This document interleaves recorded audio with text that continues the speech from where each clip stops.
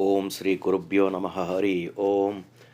Sri Guru Samhita, the legend of the Supreme Guru, original in Marathi as Sri Guru Charitra by Sri Gangadhara Saraswati, composition in Sanskrit by His Holiness Sri Sri Sri Vasudevananda Saraswati, also known as Tembe Maharaj. Chapter 13. Gathering of Disciples, Dialogue with the Sister, Curing of the Ailing Brahmin. Salutations to Lord Ganapati, salutations to Lord Dattatreya. The great disciple Namadharaka saluted the feet of the Guru Siddha. He folded his hands with respect and devotion and said the following to his Guru. 2. Namadharaka said, O great ascetic, O achiever of the Siddhis, praise be to you. You are the liberator of the people from this difficult ocean called life. You have described to me the legend of the Supreme Guru in much detail. I am very happy listening to every word you have said. 3. The more I drink the nectar, that is the legend of the divine Supreme Guru, the more I desire to drink of it. My thirst has not yet been quenched. Instead, it has grown even stronger. I am not fully satisfied. O Great One, only you can fulfill this desire of mine. 4. The Supreme Guru's legend is like the Kamadhenu, the all wish-fulfilling celestial cow. You have described it in detail to me, but my mind is still not satisfied. The desire to hear more of the divine legend is increasing in my mind by the minute. 5. When a cow suffering from extreme hunger finds lush green pastures, it does not wish to return from there even though it eats its fill of the green grass. Such is my condition as well. 6. My condition is similar to that of a person who is normally unable to obtain even buttermilk, but suddenly obtains the entire Ksheerasagara, that is the ocean of milk. How can I just leave it be? 7. Additionally, I am of limited intelligence. I am not aware of the ways of singing praises of the Supreme Guru. My intellect is covered by the cobwebs of ignorance. I am a lowly man. O Master, I have suffered innumerable hardships. 8. I have been wandering without any sense of direction in this darkness called ignorance. O Master, you have brought about the divine form of the Supreme Guru to my mortal eyes. 9. O Saint of Saints, you have done several favors for me. I do not know how to return these favors. How can a person return the favors of a person who donates the very Kalpavriksha, the all wish-fulfilling celestial tree? How can one ever be free from the depths of such a great person? 10. Similarly, I am unable to repay any of the favors you have done for me. If I tried to, it would be like giving back the earth to the person who has given you the very divine Chintamani. You are the ocean of kindness. I have never heard of a way in which I could repay your kindness. 11. It is not just me. Even generations of people could not repay one iota of your immense kindness. Your lotus feet console and soothe all the people who are tired and burnt by the fires of this difficult life. They are greater than any other parts of your holy body. I shall serve those lotus feet. 12. O Lord, you have advised me on many righteous issues that has brought me such solace and comfort. My wishes have come true. I have achieved constant and true devotion to the Supreme Guru. 13. You mentioned that the Supreme Guru arrived in Prayag and initiated Madhava into sannyasa. What happened next? Please describe everything to me in detail. Namadharaka thus requested Guru Siddha. 14. Hearing his disciples' words, the great Guru Siddha was extremely pleased. He placed his hand on his disciple's head in blessing, comforted him, and said the following to him. 15. Guru Siddha said, O disciple of great qualities, you are indeed blessed. You have sought refuge in the Supreme Guru's feet. That will make it possible for you to cross this vast ocean called life. 16. You have realized the true essence of the Supreme Guru. That is why you keep asking more and more questions about the Supreme Guru and his legend. I am very pleased by all this. Your questions bring me much joy. 17. Listen carefully. I shall tell you more. The Guru Charitra is indeed very famous. The Supreme Guru Sri Narasimha Saraswati, who is the emancipator of the entire world, stayed for some time at Prayag. 18. He initiated Madhava into sannyasa. The Supreme Guru, who is a gem among people, became extremely famous in the area. He obtained several disciples there. The most important among all the disciples was Madhava Saraswati. 19. If I start to list and describe the names of all the Supreme Guru's disciples, this story will become extremely lengthy. Therefore, I shall only tell you the names of the 7 most important disciples. 20. The first disciple was Sri Bala Saraswati. The second disciple was Sri Krishna Saraswati. Then came Sri Upendra Saraswati, Sri Madhava Saraswati, and Sri Sadananda Saraswati. The sixth disciple was Sri Jnana Saraswati. I myself, Siddha, was a 7th disciple of the Supreme Guru. Each and every one of the Supreme Guru disciples has a significant and amazing legend. 22. Accompanied by all his disciples, the Supreme Guru Sri Narasimha Saraswati came down to the southern states of India. He consecrated and sanctified every major site by the touch of his holy feet. On his way, he arrived in Karanjanagara, the hometown of his parents. 23-24. Then the Supreme Guru met his parents, who saluted him with profound devotion and respect. All his brothers, his sisters, and the other citizens of the town were all very pleased that they could obtain the darshan of the Supreme Guru. They affectionately worshipped the Supreme Guru according to tradition and became blessed. 25. All the Brahmins of the town invited the Supreme Guru for bhiksha at their respective homes. Not wanting to disappoint any of them, the Supreme Guru assumed multiple forms and accepted bhikshas at all their homes at the same time. Note: a sannyasi is not supposed to own any material possessions. He should request for bhiksha, that is alms, every day from other people's homes. 26. All the people of the town were astounded at this. They concluded that the Supreme Guru was indeed the Supreme Lord Vishnu. They said that it was the Supreme Spirit who had come down as a saint. 27.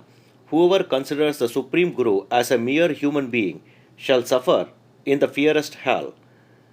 The Supreme Guru is the very manifestation of the Trinity, Brahma, Vishnu, Shiva. He has incarnated on this earth to fulfill specific purpose. Thus said several people in the town. 28. The Supreme Guru's parents arrived there and worshipped him. In order to give his mother the memory of her previous life, the Supreme Guru presented himself to her in the form of the Supreme Guru, Sripada Srivallabha, the previous incarnation. 29. Seeing that form of the Supreme Guru, the mother, Amba, recollected everything from her past life, and she saluted the Supreme Guru by placing her head at his feet. She said, O Lord, the Pradosha Puja that I have performed in my previous birth has borne fruit. The Divine Lord Chandrasekhara, that is another name for Lord Shiva, is the epitome of truth. 30. Remembering every detail from her previous life, she said to her husband Madhava, O Master, in my previous birth I had prayed to Lord Shiva and worshipped him with the desire of begetting a competent son. 31. I had also worshipped the Supreme Guru, Sripada Srivallabha. The Lord has been pleased and has offered the fruits of my worship in this life. My life has been blessed and made worthwhile. 32. Then the couple saluted the Supreme Guru, Sri Narasimha Saraswati, and sought refuge in him, saying, O Saint of Saints, O Lord of the world, please emancipate us from this difficult ocean of life. 33. Then the Supreme Guru addressed his parents thus: if a person in any family dutifully accepts sannyasa, then 42 generations of people in that family are emancipated from afflictions of this world. 34. That person will grant the eternal Brahmapada, the divine status associated with the Supreme Spirit, to everyone in his family. Any person born into the family in the future will also attain the eternal Brahmapada. 35. Even Lord Yama, the god of death, cannot instill fear or sorrow into the coming generations of that family. Even the ancestors in this family who are suffering in hell will also be liberated and will attain the eternal Brahmapada, all because of this one sannyasi. 36. What more shall I tell you? I have taken up sannyasa in your family. Both of you shall never have to fear Lord Yama, that is death. You will definitely attain the supreme abode of Brahmapada. This is the truth. 37. Saying thus, the Supreme Guru pacified his parents. He further said, these children of yours shall live for 100 years. They shall enjoy all the 8 forms of prosperity and always be happy. 38. You will see their children and grandchildren. You will enjoy all sorts of happiness in this family. In your old age, you will reside in the holy city of Kashi. 39. Kashi is famous as a city of salvation. Even the Vedas extol the holy city of Kashi to heights. Therefore, in the future, you will not have any reason to worry. 40. As a Supreme Guru who is the Bhaktavatsala or the friend of his devotees, was saying this to his parents, his sister Ratnavati, from the time period before he became a sannyasi, came and saluted him. 41. She bowed to him with respect and devotion and said to him, O Lord, please emancipate me from this difficult ocean of life. I have been struggling in this web of ignorance. 42. I have suffered much by the fierce fires of Tapatraya. I am extremely frightened by the vicious crocodile-like negative emotion like Kama and others. Please bless me so that none of this shall bother me. I have made a sankalpa, that is Solomon vow, to perform severe penance. Please bless me. Note, refer to chapter 2 verse 249 for a note on Tapatraya. 2. There are 6 primary negative human emotions that are vicious as crocodiles. They are Kama, lust and desire, Krodha, anger, Lobha, greed, Moha, passion and obsession, Mada, pride, and Matsarya, that is jealousy. 43. Hearing her words, the Supreme Guru smiled and said to her, what sort of penance is required for a woman? A woman shall attain salvation just by serving her husband. 44. The woman should consider her husband to be the very form of Lord Shiva in this life. If she can protect her virtuosity and purity, all her wishes can come true. There is no doubt in this at all. 45. The husband is the primary support for the wife to cross this ocean of life. Therefore, be mentally strong. Consider your husband to be Lord Shiva and respect him and serve him well. 46. That will be your emancipation and salvation. These are the words of the Vedas. There is no other emancipation for you. Do not feel dejected in your mind. You will have good fortune very soon. 47. Hearing the Supreme Guru's words, Ratnavati saluted him with respect and said, O Lord, you are the Brahmagnani, the one with divine knowledge and insight. O Supreme Guru, I offer my infinite salutations to you. 48. You are omniscient. You know the past, the present, and the future. How is my destiny going to be? Please have mercy on me and tell me what is to befall me in the future. Please tell me everything in detail. 49. The Supreme Guru said, Ratnadevi, your past life was filled with the negative energies of tamasaguna, that is, qualities or mode, that was filled with sorrow. In addition, you accumulated several sins in your past life. You have to experience the consequence of those sins. 50. Oh, beautiful one, in your past life you had hit a cow with a stick. You had also caused a fight between your neighbors and separated a husband and his wife. 51. You have to experience the consequence of those 2 sins in this life itself. Since you hit a cow, your body will be afflicted by leprosy. 52. Since you caused mutual hatred between husband and wife, your husband in this life is going to separate from you and become an ascetic. These are the results of the sins from your past birth. 53. The Supreme Guru's sister became very dejected upon hearing this. She fell upon the feet of the Supreme Guru. Holding firmly onto his feet, she said, O Guru, please quickly deliver me from these afflictions. 54. The Supreme Guru said, Dear child, you will live happily for some time. Your husband will become an asterisk towards the end of your life. 55. Then your body will be afflicted by leprosy. After you finish experiencing the consequences of your sins, you will be liberated from those sins. Later, you will attain salvation.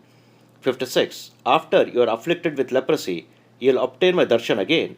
I shall suggest one more holy pilgrimage site to you for liberation from these sins. 57. There is a very holy pilgrimage site on the southern banks of the river Bhima. This site will vanquish all sins. As soon as the leprosy hits you, go to the divine and holy site. 58. At the confluence of the rivers Bhima and Amaraja, there is a site by the name of Gandharvanagara, that is modern Gangapur in the state of Karnataka. This site is the most famous site on the earth that relieves everyone of their sins. Remember this. 59. Thus informing his sister and blessing her, the Supreme Guru, accompanied by his disciples, left the place and set off towards the south for the holy site called Trayambaka, where the mighty and holy river Godavari, also called Gautami, takes birth. 60. Later he reached the holy pilgrimage site of Nasik along with his disciples. Nasik is a very famous ancient city that is mentioned in the Puranas. There are several holy tirthas, that is, holy bodies of water, there in Nasik. 61. Guru Siddha said, if I start to describe the legend of all these holy sites, then the story will become very extensive. Therefore, O Namadharaka, I shall describe this to you in brief. 62. The legend of the mighty river Godavari is vast and extraordinary. There are innumerable pilgrimage sites on both banks of this ancient river known as Vruddha Ganga, that is the old Ganga. Note, Ganga is the holiest and the most significant of all rivers in Hindu mythology. Therefore, all rivers are addressed as Ganga in order to bestow upon them the holiness and the significance bestowed upon the real Ganga. 63. This Godavari originated in the matted locks of Lord Shiva and is now flowing on earth. A different universe was formed at this site as a result of an idea formulated by several sages performing severe penance in this area. 64. Among the sages, the most famous was the Brahmarshi, that is, divine sage Gautama. He had a small piece of land where he grew rice. Every day he would obtain all the grains and other provisions needed for the day's meals and with the help of his yogic powers itself. 65. The other sages who lived there had to cultivate the land, sow the seeds, look after the plants, reap the harvest, and spend considerable efforts in order to obtain the different grains required for their daily food. In contrast, sage Gautama used to obtain the same using his divine yogic powers and was living in peace. 66. Once all the sages got together and decided on a plan, they said among themselves, this great sage Gautama is a primary and an ardent devotee of Lord Shiva. 67. If we can somehow intentionally subject the sage to critical adversities and make him commit a sin, then he shall use his divine powers to bring down the celestial Ganga from the heavens onto the earth in order to cleanse himself. As a result of that, we shall all be able to bathe in the holy Ganga. 68. The strict practitioners of the divine yoga and the great sages who perform severe austerities obtain innumerable merits. The same merits can be obtained by people just by living on the banks of river Gautami, that is another name for river Godavari. Such is the power of the river. 69. The merits obtained by observers of the strict penance and austerities and by sages who perform meditation for 1,000 years shall be obtained by people just by bathing in divine Godavari. 70. This sage Gautama shall definitely try and bring down the Ganga from the heavens. Therefore, we have to subject him to some form of adversity. Then we can all obtain the blessings of the Ganga. 71. Thus deciding together, the sages used their yogic powers to create a magical cow out of grass. They even created a calf along with the cow. They let the cow and calf loose to graze in sage Gautama's field of crop. 72-73. The sage Gautama, who was immersed in performing ritual, tried several times to prevent the cow and calf from coming into the field, but was unsuccessful. He could not get up from his rituals. In desperation, he threw his pavitra, that is, which was which was made of a blade of grass at the cow and calf. The blade of grass transformed itself into a massive Vajrastra, that is thunderbolt, and struck the cow and calf, killing them instantly. This resulted in a great sin for the sage Gautama. Note: a pavitra is a special knot made of a blade of grass and is worn on the right index finger by the person performing Vedic rituals. 74. All the sages called a council and declared that the sage Gautama should bring down the celestial Ganga from the heavens and get purified from his sins. That would be his repentance for his sins. 75. The sage Gautama agreed to this verdict. He performed severe penance for 1,000 years. Finally, the Supreme Lord Shiva was pleased by the sage Gautama's penance and appeared before him. He asked, "What boon do you want?" 76. To that, sage Gautama said to Lord Shiva, "O Lord, if you are really pleased with my penance, then please send the celestial Ganga down to earth in order to purify me and every other movable and immovable creature on the earth." 77-78. Agreeing to sage Gautama's request, Lord Shiva sent the divine Ganga to the earth. Ganga descended onto the earth to cleanse all the sins of human beings on this earth, just as she had done earlier as Bhagirathi, the original Ganga brought down by sage Bhagiratha. This Ganga is known as Gautami, as sage Gautama was responsible for bringing her to earth, or Godavari. O Namadharaka, who can really describe the legend of the Godavari? It is infinite.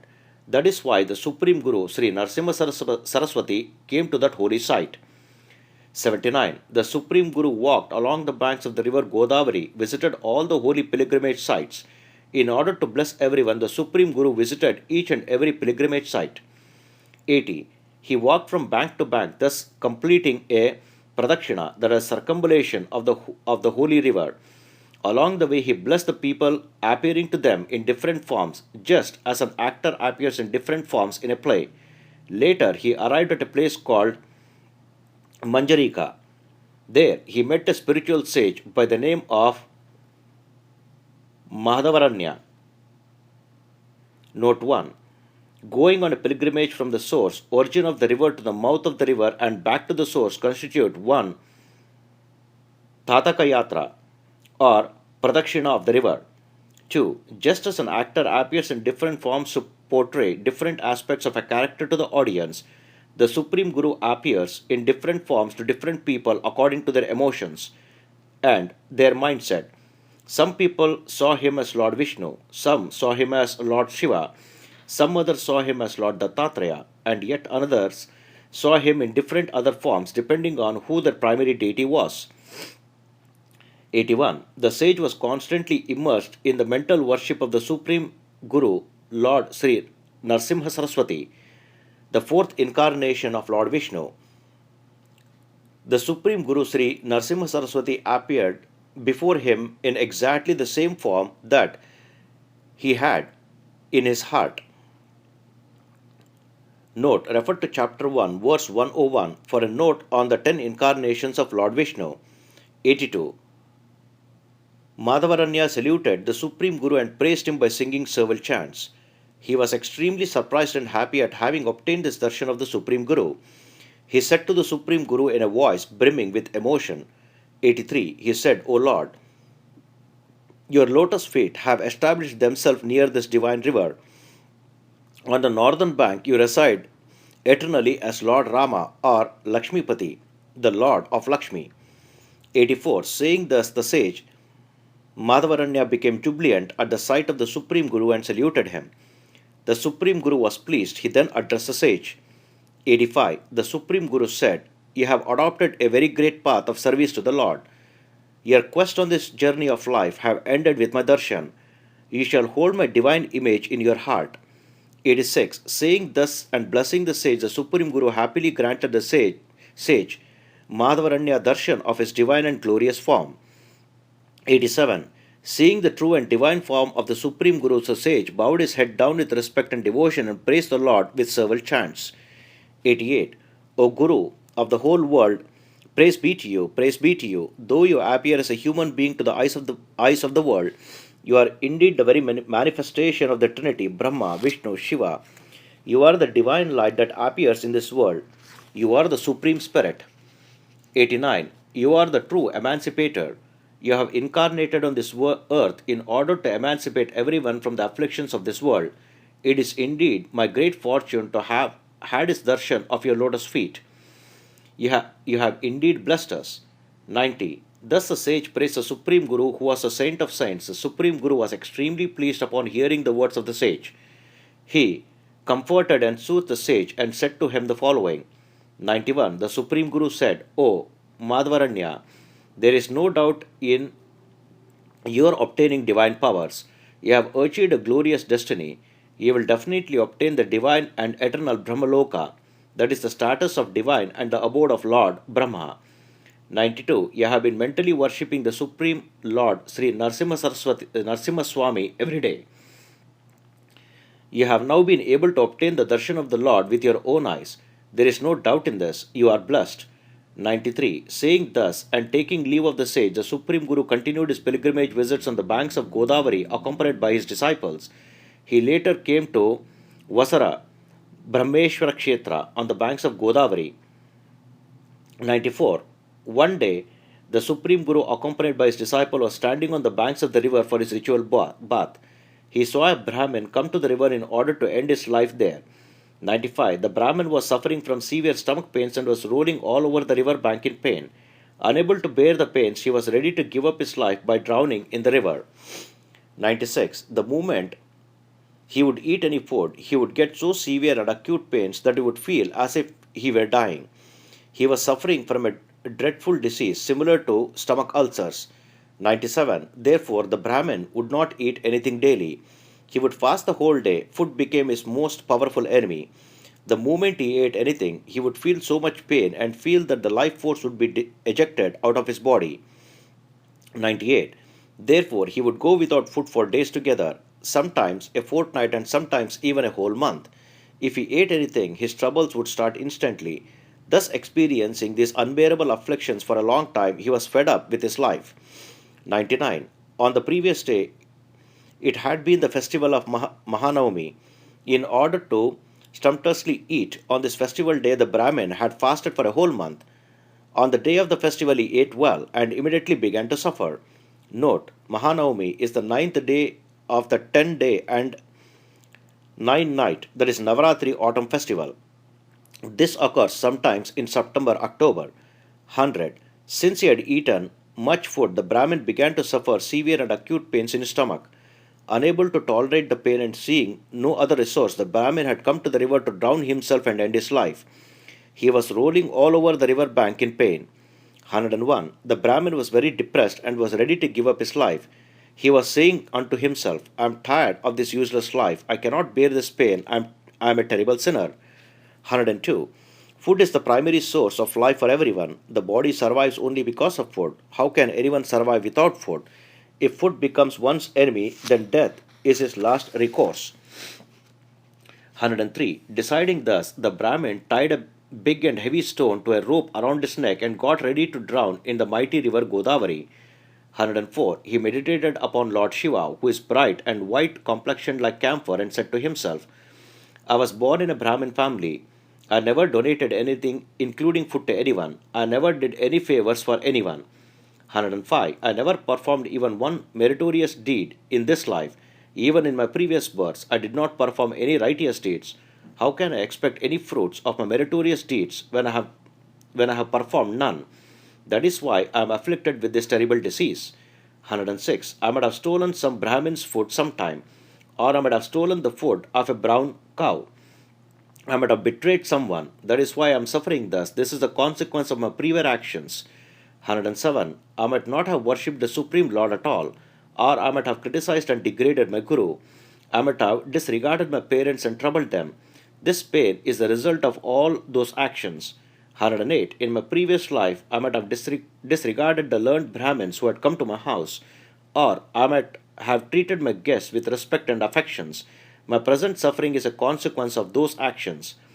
109. I might have murdered a newly wed couple, or I might have set fire to a forest. I might have abandoned my parents. This disease is the result of all those actions. 110. This pain and sufferings could be because I had thrown my parents out and had enjoyed sumptuous meals with my wife.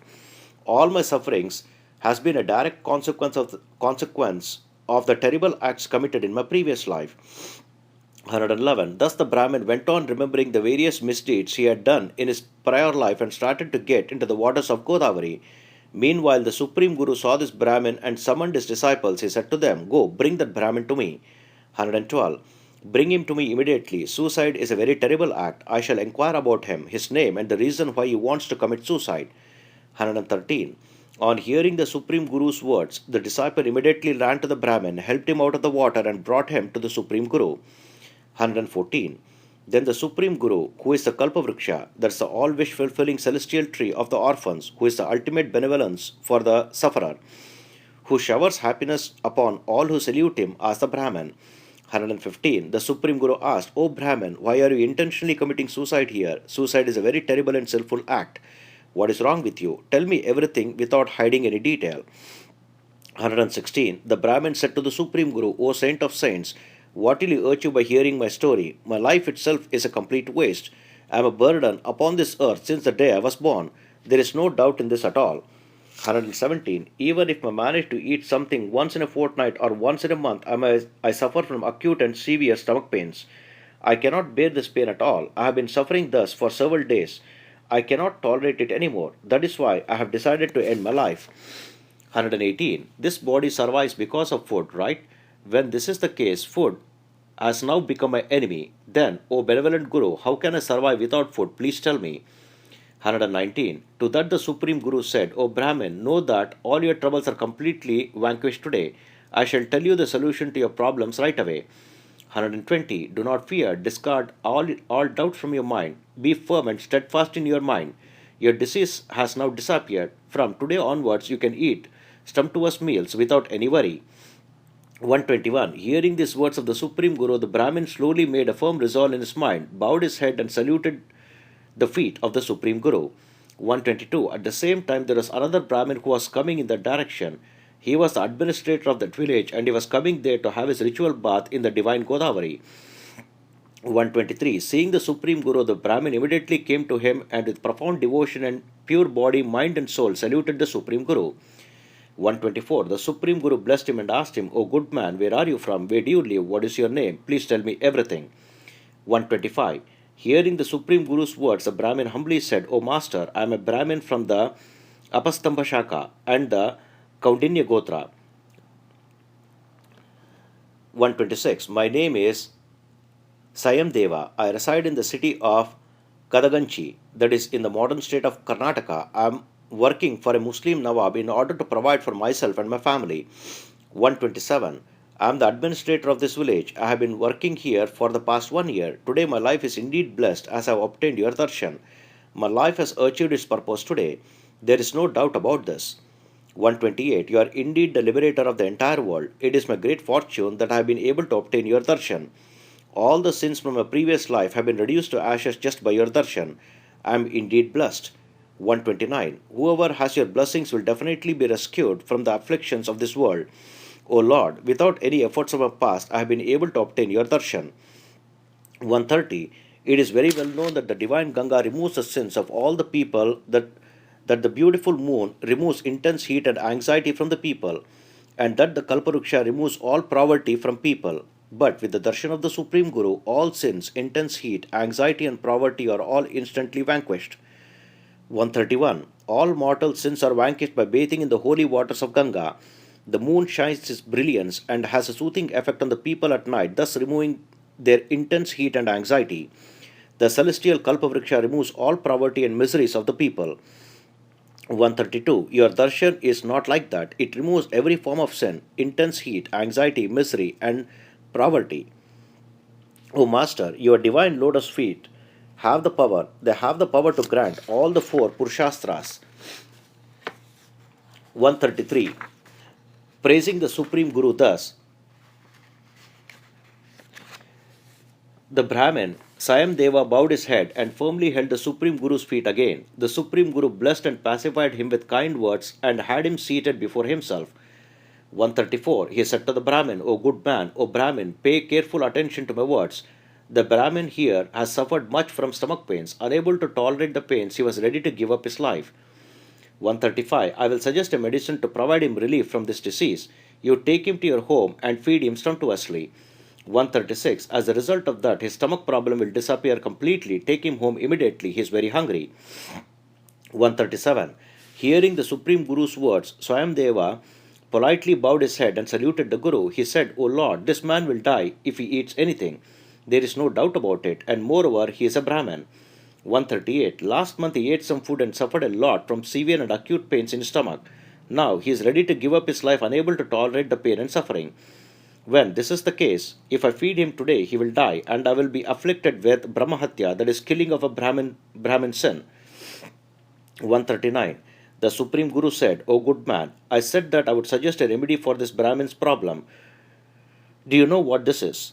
What that is? The best medicine for this man is fried vada, that is a dumpling made from urdal grains, rice, and apupa, that is sweet cakes made of flour. 140. His disease shall disappear as soon as he eats these items. Do not have doubt in my words. Take him to your home instantly and feed him. Go now. Thus ordered the Supreme Guru. 141. Swayamdeva agreed to whatever the Supreme Guru ordered him to do. He said, O Lord, please come to my home for Bhiksha today. Please bring all your disciples as well. Swayamdeva thus humbly invited the Supreme Guru for lunch. 142. The Supreme Guru agreed for the same. O Namadharaka, hearing the Supreme Guru accept his invitation for lunch, the devotee Swayamdeva joy knew no bounds. 143. Along with the other disciples and me, that is Guru Siddha, and the ailing Brahmin, the Supreme Guru happily went to Swayamdeva's house for lunch. 144. Seeing us all, Swayamdeva's virtuous and Pativrata wife was also extremely happy. She quickly prepared a fine meal filled with all sorts of juicy and delicious items. Seeing the way in which the couple happily and affectionately invited and treated every single person with respect was heartening. 144-145. It was a guide to everyone else as to how to treat guests who come to their home. The couple first worshipped the Supreme Guru according to procedures described in the sacred scriptures. They offered all the 16 forms of worship to the Supreme Guru. Then they provided hospitality to all the disciples. Note, the scriptures state 16 forms of worship to be offered to the Supreme Lord.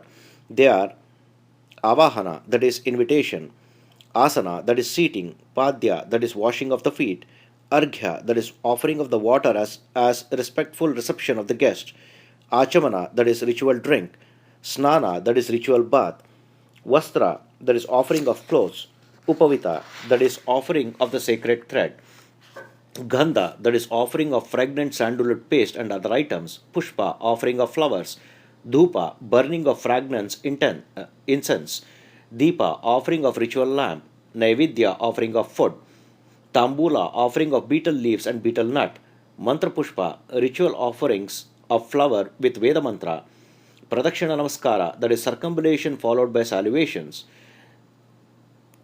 In the Purusha Sukta, there is a mantra for each of the 16 forms of worship.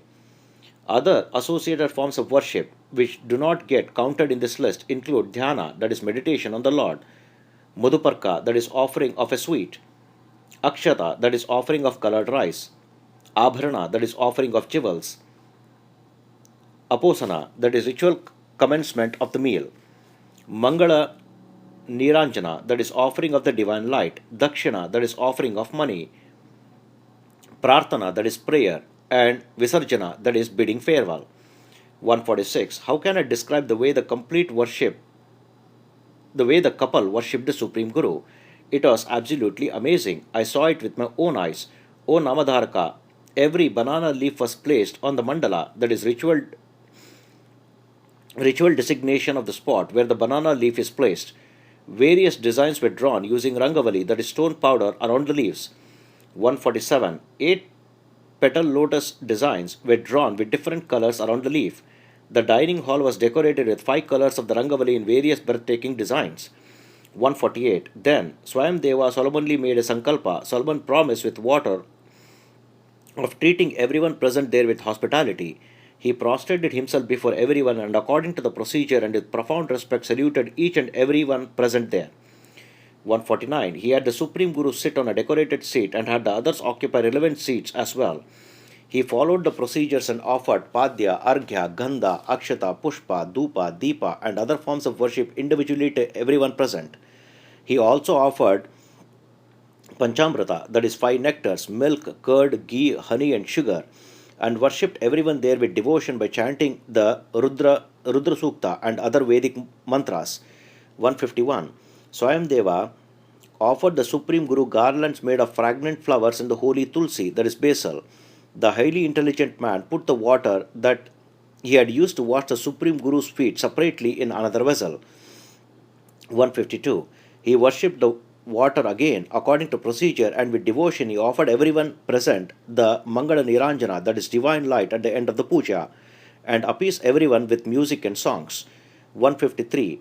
Then he worshipped the Supreme Guru with profound respect and devotion. He worshipped all the other ascetics present there similarly with all the 16 forms of worship. 154. Later he chanted the Veda mantra and offered the mantra pushpa, that is ritual flowers with Veda mantra, to the Supreme Guru with due respect and affection, and along with his wife prostrated himself before the Supreme Guru and all the ascetics. 155.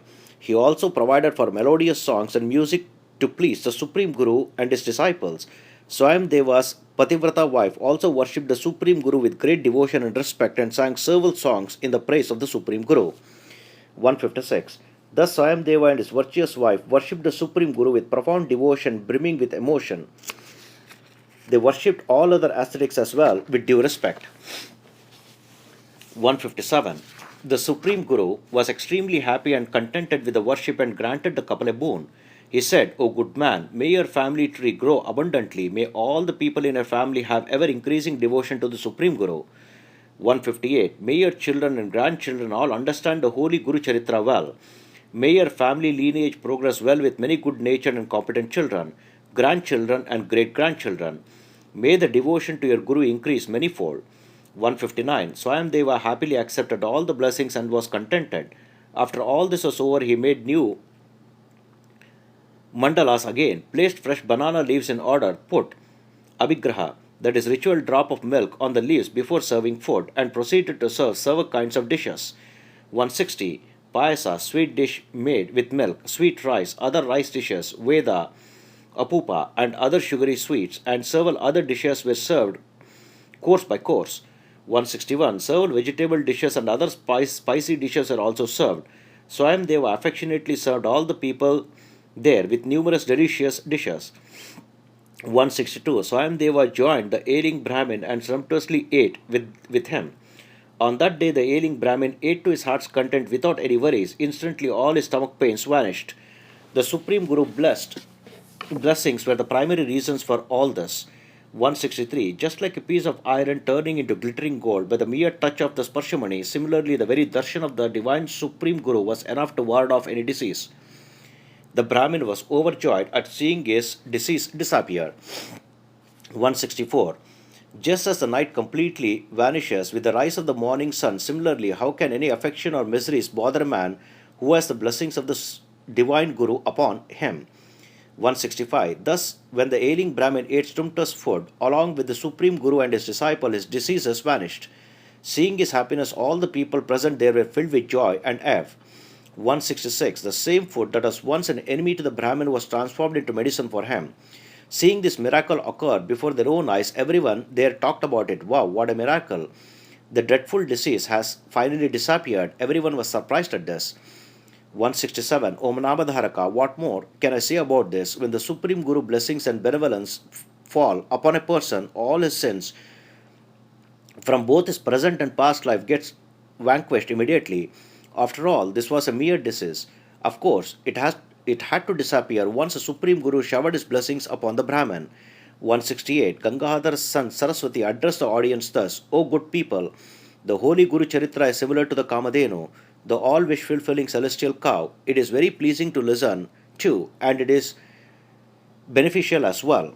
169. People who devotedly read and listen particularly to this story of warding off of the Brahmin's disease shall not have to fear disease in their own homes. They will be blessed with immense happiness and contentment. This is the truth. This is the truth. This is the truth. Gangadhara Saraswati thus announced this 3 times. Thus ends chapter 13 in the Jnana Kanda in the dialogue between Guru Siddha and Namadharaka in the text known as The Legend of Narasimha Saraswati, authored by Gangadhara Saraswati in Marathi language as Sri Guru Charitra and referred to as Sri Guru Samhita, composed in the Sanskrit language by His Holiness Sri Vasudevananda Saraswati. Om Tat Sat. Mantrahina, Kriyahina, Bhaktihina, Kshamapate. Om Sri Krishnarpanamastu.